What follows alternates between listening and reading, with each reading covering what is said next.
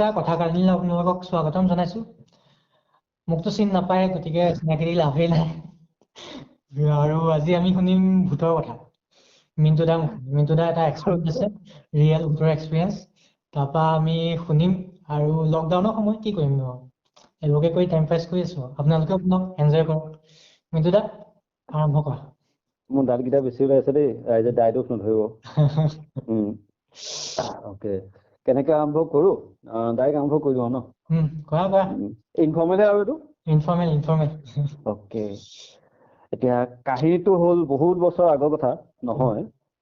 কাহিনীটো সৌ সিদিনাৰ, একচুৱেলি কাহিনী নহয়, মোৰ লাইফত মানে এটা ঘটনা। নাজানো, প্ৰথমতে কৈ লৈছো যে কিমানে এইটো মানে সঁচা বুলি ভাবে মই নাজানো, কিন্তু এইটো একদম পিয়ৰ 100% সঁচা কাহিনী। মই নাম কেইটামান অলপ চেঞ্জ কৰি দিব লাগিব, অলপ চিটুৱেশ্যন অলপ চেঞ্জ কৰি দিব লাগিব। চ' বেছি বৰ নকৰো। কথাটো হৈছে এনেকুৱা, 2015 চনৰ কথা। মই তেতিয়া তেজপুৰ ইউনিভাৰ্চিটিত মাষ্টাৰ্ছ কৰি আছিলো আৰু হোষ্টেলত আছিলো। 2015 চনৰ মাহটো মই ঠিক পাহৰিছো, মে বি আগষ্টৰ পিছতে হ'ব। কাৰণ হয়, আগষ্টৰ পিছতে হ'ব।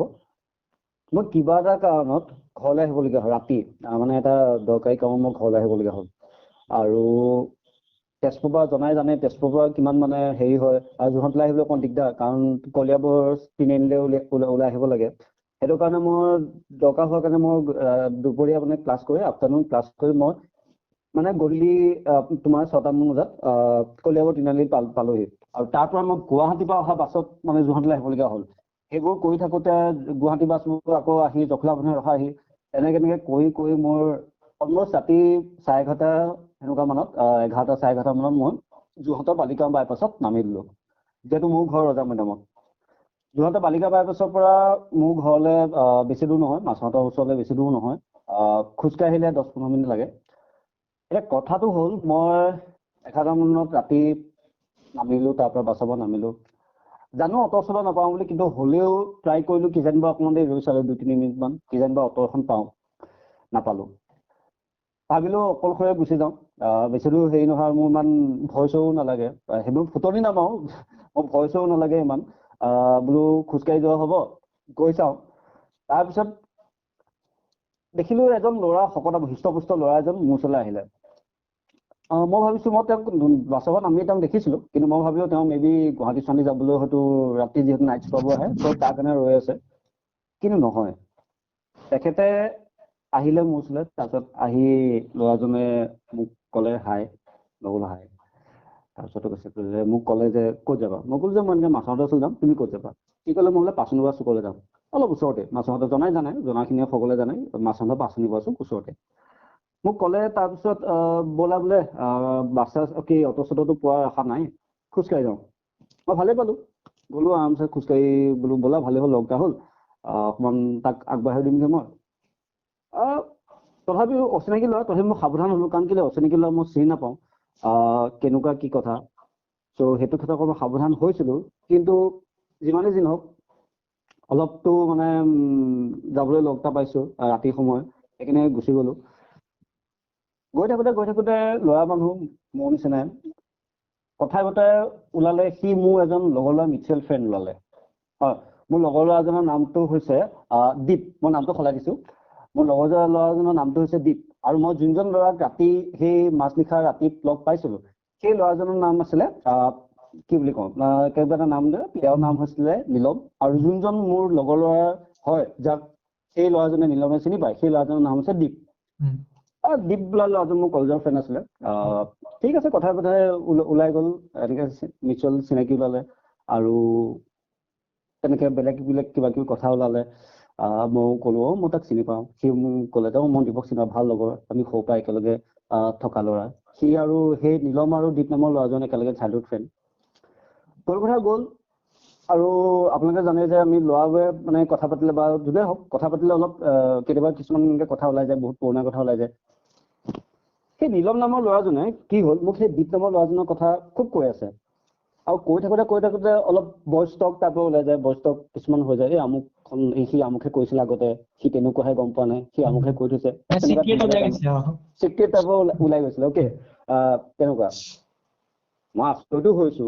বোলো প্ৰথম চিনাকিতে সেই ল'ৰাটোৱে মোক ইমান কেলে কৈছে কি দৰকাৰ ক'বলৈ ঠিক আছে কৈছে মোৰ আচলতে অলপ আনকমফৰ্টেবল ফিল কৰিছো যিমান যি নহওক প্ৰথমতে কাৰণ 2 মিনিটো হোৱা নাই ল'ৰাটোক লগ পোৱা 2-3 মিনিটো হোৱা নাই চ' প্ৰথমতে সি মোক কিছুমান তাৰ চিক্ৰেটত মোৰ লগৰজনক চিক্ৰেটবোৰ কৈ দিছে আনকমফৰ্টেবল পাইছো সেইটো সময়ত হ'ব দে আৰু গৈছো কেছ নাই তাৰপিছত সি মানে বহুত মানে চিক্ৰেট কথা কৈ দিলে গ'ল তাৰপিছত আহি আমি তাৰপিছত মই মাছৰ এই জীৱবাৰ তিনিআলি পালোহি আগৰ পুৰণা জীৱবাৰ নাৰ্ছিং হোমৰ তাৰপিছত মই তাক ক'লো যে মই তোমাক অকণমান আগবঢ়াই দিওঁ সি ক'লে নাই বোলে এইখিনিৰ পৰা মই যাব পাৰিম তুমি এইফালে যোৱাগে ঠিক আছে মই ইমান বেছি লাগি নাথাকো কাৰণ যিমান যি নহওক কাৰণ ৰাতি বহুত হৈছিলে আৰু সেইটো কাৰণে অচিনাকি লোৱা মই সেইকাৰণে বেছি হেৰি কৰি নাথাকো কাৰণ নিজৰ ছেফ চাইডটো প্ৰথমতে ভাই ডাইৰেক্ট কথা নিজৰ ছেফ চাইডটো আৰু মই ইমান সেই শকতাবোৰো নাছিলো এতিয়াও নহয় যে মোক সি তাতে হৃষ্টপুষ্ট সি মোক গপা মাৰি ধৰিলে মই ভাই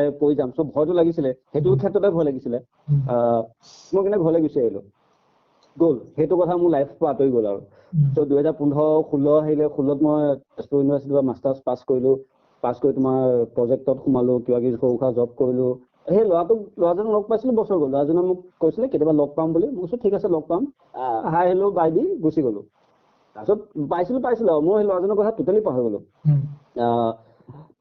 তাৰপিছত আহিলে 2017 চন এটা মানে এনেকে চক্কৰ মাৰি দিয়া বছৰ মানে 2017 চনত মই এদিন মোৰ সেই যোনজন দীপ নামৰ লগৰ ল'ৰা তাক লগ পালো বহুত দিনৰ মূৰত বহুত বছৰৰ মূৰত তাক লগ পালো সিও বেলেগত পঢ়ি আছিলে অসম বাহিৰত পঢ়ি আছিলে তাৰপিছত কেছটো কি হ'ল কথা হ'লে পটককে মোৰ সেই ল'ৰাটোলৈ মনত পৰিলে সেই নীলম নামৰ ল'ৰাটোলৈ মনত পৰিলে মই তাক ক'লো ঐ তই এনেকুৱাহে আছিলে আগতে সি ক'লে কি কেনেকুৱা আছিলো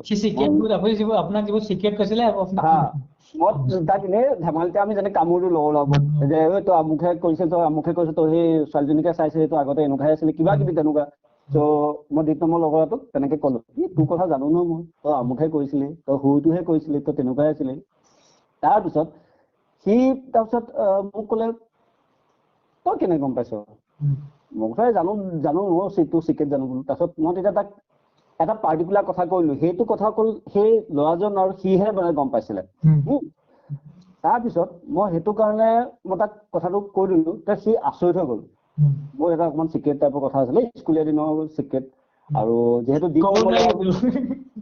ক'ব মানে ইমানো চিক্ৰেট নহয় কিন্তু মানে ল'ৰা মানুহৰ চিক্ৰেট কেছটো কি হ'ল দীপক মই কলেজতে লগ পাইছো কলেজীয়া চিনাকি সেই ল'ৰাজন আকৌ সিহঁত দুটা আকৌ সৰু কালৰ পৰা চিনাকি চ' অভিয়াছলি মই সেই ল'ৰাটোৰ কথা কেনেকে মানে গম পাম দীপকৰ কথা সৰু কালৰ কথাটো অভিয়াছলি যিমান গম পোৱা নাযায় তাৰপিছত মই তাক দীপক ক'লো যে তই এনেকুৱাহে কৰিছিলি সি একদম চক সি ক'লে তই কেনেকে গম পালি মই গম পালো আৰু দেচোন সি ক'লে নহয় কচোন মই অলপ ভাও খালো মই ক'লো গম পালো আৰু দেচোন কিনো আৰু এই গম পাওঁ দে মোৰ বহুত ফিল আছে মোৰ বহুত চিনাকি আছে তেনেকে ক'লো সি ক'লে নহয় তই কচোন কথাটো ক'ত গম পালি সি অলপ চিৰিয়াছ হৈ গ'ল এতিয়া মই মানে মানুহটো চিৰিয়াছ হৈ গ'ল মই ক'লো যে হৈ গ'ল 2015 চনত বোলো মই এনেকে তোৰ লগৰ এটা লগ পাইছিলো তাৰপিছত সি মোক ক'লে কোন লগৰ ল'ৰা মই ক'লো মোৰ নামটো পাহৰিছো অকণমান হৃষ্টপুষ্ট আছিলে এনেকুৱা আছিলে তাৰ সি ক'লে কি নামটো মই কৈছো এনেকুৱা কিবা এটা আছিলে সি ক'লে তেতিয়া মোক ল'ৰাটোৰ নামটো কৈ দিলে যে এইটো নাম নেকি মই ক'লো হয় য়েছ এই তেনেকুৱাই আছিলে সেই বলিয়া হৈছ নেকি